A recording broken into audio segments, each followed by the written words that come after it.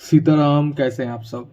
आज जो एस्ट्रोलॉजी का नया चैप्टर लेके आया हूं मैं आप सबके सामने, तो आज हम पढ़ने वाले हैं कुंडली के चौथे भाव के बारे में। अभी तक हम लोगों ने जो पढ़ा है कुंडली के तीसरे भाव के बारे में, अभी तक के वीडियो में हमने आपको बताया है। तो आज हम इस वीडियो में बात करने वाले हैं कुंडली के चौथे भाव के बारे में।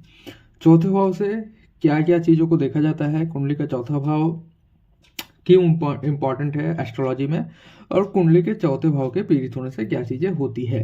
तो ये जो अभी सीरीज बन रहा है ना, मैं आप सबको बता दूं, ये जो सीरीज बन रहा है इसमें मैं सारे भाव के बारे में इंट्रोडक्शन दे रहा हूँ। कौन सा भाव किस चीज़ों को इंडिकेट करता है, किस भाव से किन चीज़ों को देखा जाता है कुंडली में, ये सब बातों पे मैं आपको भाव के बारे में बता रहा हूँ। 12 भाव, अभी तक 3 भाव के बारे में मैंने बताया है, चौथा भाव, इसके बाद 5वां भाव पे बात करेंगे।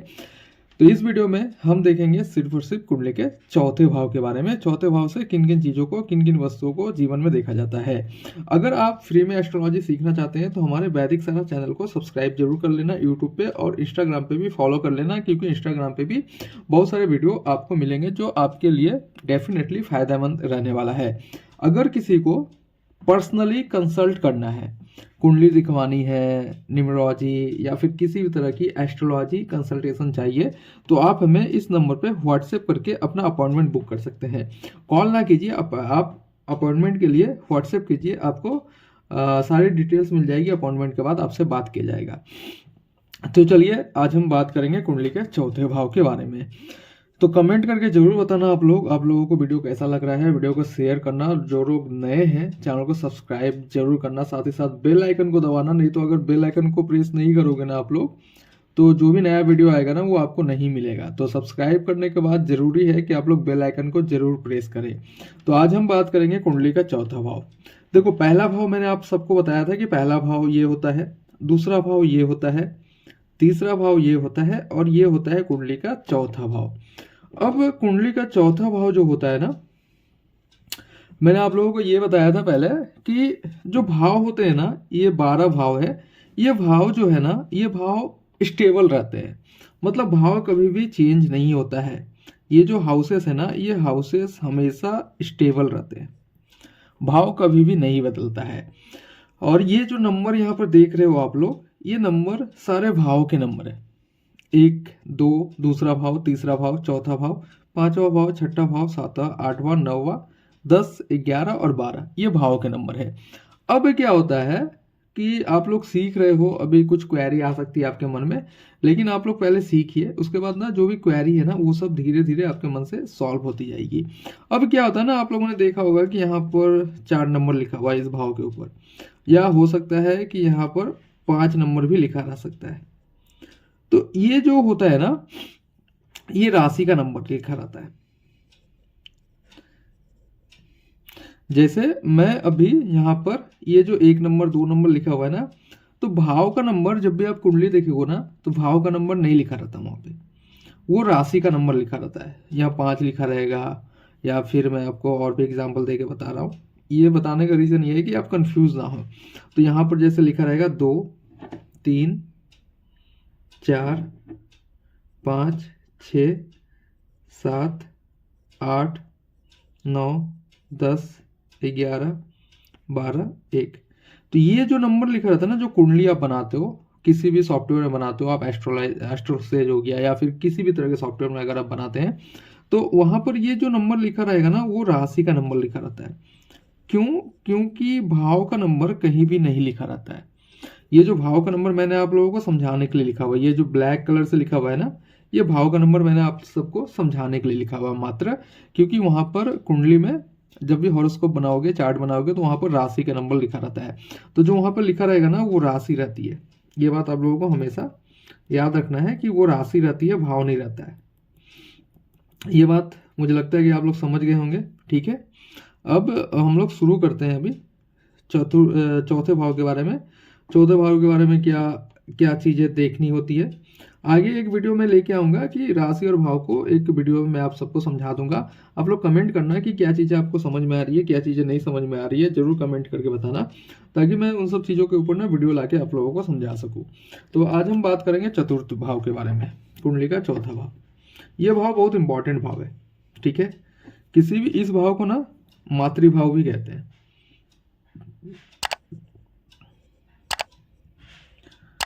मातृभाव भी कहते हैं और इसको सुख भाव भी कहते हैं। ठीक है, कुंडली के चौथे भाव को मातृभाव भी कहते हैं, सुख भाव भी कहते हैं। अब यहां पर देखिए क्या होता है, चतुर्थ भाव से, कुंडली के चतुर्थ भाव से ना सुख को देखते हैं। कुंडली का चतुर्थ भाव जातक के सुख को बताता है। यानी अगर कुंडली का चौथा भाव पीड़ित होता है, कुंडली का चौथा भाव अगर मान लो पीड़ित हो गया, तो ऐसे लोगों के जीवन में सुख नहीं होता है। अब यहाँ पर सुख दो तरह से डिसाइड किया जाता है, आंतरिक सुख और बाहरी सुख। आंतरिक सुख का मतलब यह है कि आपकी मन की शांति, और बाहरी सुख का मतलब यह है कि पैसा, घर, गाड़ी, बड़ा घर, मस्ती, वो सब चीज़ें।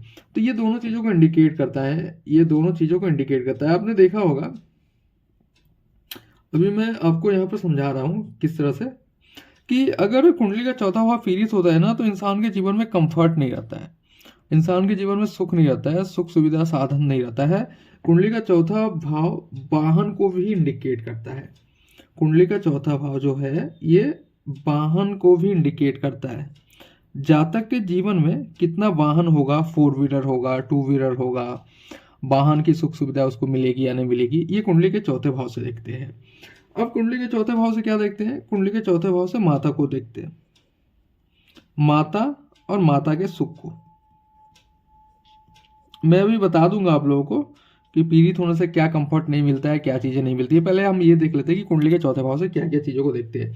कुंडली के चौथे भाव से हम देखते हैं अचल संपत्ति को। अचल संपत्ति का मतलब यह है कि प्रॉपर्टीज, मेनली कुंडली के चौथे भाव से प्रॉपर्टीज को ज़्यादा देखते हैं, लैंड, घर, ये सब चीज़ों को ज़्यादा देखते हैं। अब कुंडली का चौथा भाव ना आपके फेफड़े को भी इंडिकेट करता है। कुंडली का चौथे भाव से हम हार्ट को भी देखते हैं, और कुंडली का चौथा भाव हृदय के ऊपरी भाग को भी इंडिकेट करता है, भूमि को दिखाता है, भूमि, वाहन, मकान, ये सब चीज़ें कुंडली के चौथे भाव से देखते हैं। इसके अलावा भी बहुत सारी चीज़ें हैं जो कुंडली के चौथे भाव से देखे जाते हैं, जो आगे आने वाले वीडियोस में आप लोगों को समझ में आएगा। मेनली जो होता है कुंडली का चौथा भाव मातृ सुख को इंडिकेट करता है, सुख का भाव होता है, मकान, भूमि, वाहन के सुख को इंडिकेट करता है, माता के सुख को इंडिकेट करता है, अचल संपत्ति को भी इंडिकेट करता है, फेफड़े को इंडिकेट करता है कुंडली का चौथा भाव। अब कुंडली के चौथे भाव से कंफर्ट को मैं कुछ देर पहले मैं बता रहा था कि कंफर्ट को भी देखते हैं। तो कंफर्ट यही होता है ना कि आपके जीवन में आप कितना सुखी हो। अब कुछ लोग सुख को इंडिकेट करते हैं पैसों से, कुछ लोग शांति से भी इंडिकेट करते हैं। तो कुंडली का चौथा भाव अगर पीड़ित है किसी भी इंसान का, किसी भी जातक का, पीड़ित कैसे होता है कोई भी भाव, ये मैं आप लोगों को आगे वीडियो में बताने वाला हूँ। पहले भाव का क्लासेस खत्म हो जाए, उसके बाद मैं बताऊंगा आप लोगों को। तो कुंडली का चौथा भाव अगर पीड़ित होता है किसी भी जातक का, तो उसको सुख नहीं मिलता है, उसको वाहन का सुख नहीं मिलेगा, जीवन में किसी भी तरह का सुख नहीं मिलेगा उसको कुंडली का चौथा भाव पीड़ित होने से। ना ही मकान का सुख मिलेगा, ना ही वाहन का सुख मिलेगा, भूमि का सुख नहीं मिलेगा, मातृ सुख भी नहीं मिलता है। और ऐसा इंसान ना मेंटल पीस खो देता है अपने जीवन में, मेंटल पीस की बहुत ज़्यादा कमी हो जाती है ऐसे जातक को। आपने बहुत सारे लोगों को देखा होगा।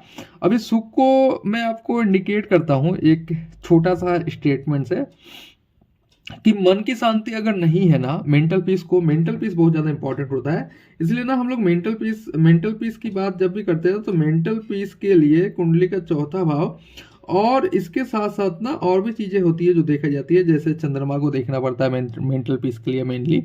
तो लेकिन चौथा भाव भी बहुत इंपॉर्टेंट है। मैं भी बता रहा था ना कि एक स्टेटमेंट मैं दूंगा कि आपने देखा होगा कुछ लोग हैं जो मर्सिडीज जैसी गाड़ियों में बैठ के भी सुख नहीं रहता है, मन शांत नहीं रहता है। तो वो कहीं ना कहीं कुंडली के चौथे भाव से भी देखा जाता है। कुंडली का चौथा भाव आपके सुख, आंतरिक सुख और बाहरी सुख दोनों को इंडिकेट करता है। अगर कुंडली का चौथा भाव पीड़ित होता है तो ऐसे जातक को जीवन में आंतरिक सुख, बाहरी सुख नहीं मिलता है। देखो अचल संपत्ति के लिए, या फिर अब कुंडली का दूसरा भाव मैंने आप लोगों को बताया था कि ये धन को इंडिकेट करता है, प्रॉपर्टी को इंडिकेट करता है, कितना पैसा होगा आपके पास, संचित बैंक बैलेंस कितना होगा। तो पैसा नहीं होगा तो आप धन नहीं खरीदोगे, पैसा नहीं होगा तो प्रॉपर्टी नहीं होगा, भूमि वाहन सुख कुछ नहीं मिलेगा, ये बात भी है। लेकिन मेनली मैं इस वीडियो में यही बात करने वाला हूँ कि कुंडली के चौथे भाव से ये सब चीज़ों को देखा जाता है। कुंडली का चौथा भाव आपके मेंटल पीस, आपके मानसिक सुख, भूमि वाहन मकान, माता के सुख को, मेनली जो होता है माता के सुख को देखा जाता है कुंडली के चौथे भाव से। अगर कुंडली का चौथा भाव किसी का भी पीड़ित है, पाप ग्रह है, पाप ग्रह के प्रभाव में है, तो ऐसे जातक को ना जीवन में माता का सुख बहुत कम मिलता है या फिर माता से कलेश भी रहता है। एक शॉर्ट टिप्स में बता दे रहा हूँ, जिस भी जातक का कुंडली के चौथे भाव में राहु है तो ऐसे जातक का देखना अपने माता के साथ अनबन बना रहता है और उसको ना अपने घर में मेंटल पीस नहीं मिलेगा, घर में सुख नहीं मिलेगा उसको, घर में सब कुछ रहते हुए भी। अब ये चीज़ें आजमा के देख लेना, जिसकी कुंडली के भी चौथे भाव में राहु है उसके माता के साथ किसी ना किसी तरह के मतभेद चलते रहेंगे और घर में उसको सुख नहीं मिलता है। तो ये एक छोटा सा एग्जाम्पल मैंने आप सबको दिया है कुंडली के चौथे भाव से। अब कुंडली के चौथे भाव से इन सब बातों को देखा जाता है, ये सब आप उम्मीद करते हैं आप लोगों ने नोट डाउन कर लिया होगा। नेक्स्ट वीडियो में हम बात करेंगे कुंडली के 5th हाउस के बारे में, कुंडली के 5th हाउस से क्या क्या चीजें देखी जाती है। अगर आप चैनल पर नए हैं तो चैनल को सब्सक्राइब कर लेना और साथ ही साथ बेल आइकन को प्रेस कर लेना। सीताराम।